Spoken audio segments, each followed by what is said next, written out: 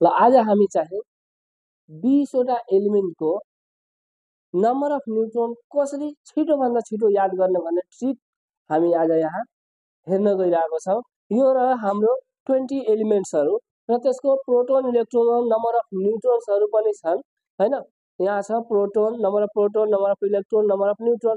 अब चाहिँ यहाँ हेर्न सक्नुहुन्छ जति नम्बर सिरियल नम्बरमा परिरहेछ त्यति नै प्रोटोन र इलेक्ट्रोनहरू छन् हैन। तर फरक के छ भने हाम्रो नम्बर अफ न्युट्रोन।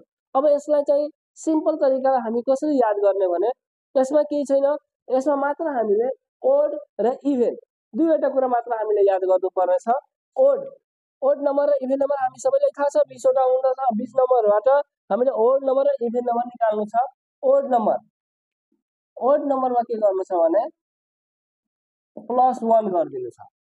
जति पनि ओड नम्बर हेर्नु भइरहेछ सबमा +1 गर्ने, तर दुईटा छोडेर 1 र 7।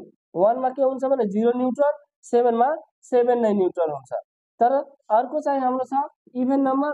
इभेन नम्बरमा चाहिँ के हुन्छ भने इभेन नम्बरमा सेम हुन्छ।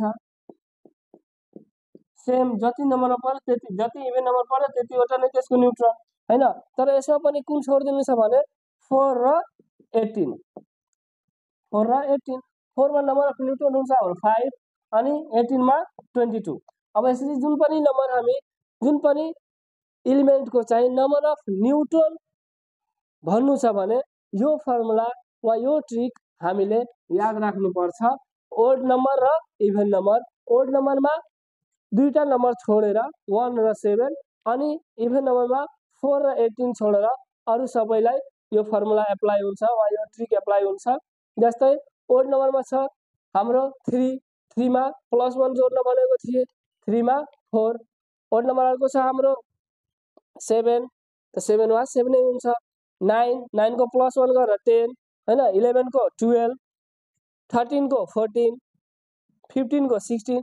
यस्तै ओड नम्बरमा जति पनि छ सबै के हुन्छ भने हाम्रो +1 हुन्छ।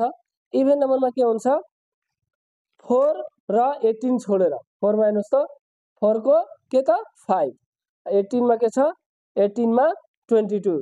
अब 18 मा 22 अरु सबै सेम हुन्छ। 2 नम्बरमा दुईवटा इलेक्ट्रोन छ भने दुईवटा नै चाहिँ के हुन्छ न्युट्रन। 6 6, 8 8, 10 10 हैन। 14 14, 16 16, 18 को 22 हैन अनि 20 को 20। यो चाहिँ हाम्रो सर्टकट ट्रिक हो जसमा चाहिँ हामी नम्बर अफ न्युट्रोन चाहिँ याद गर्न सक्छौं।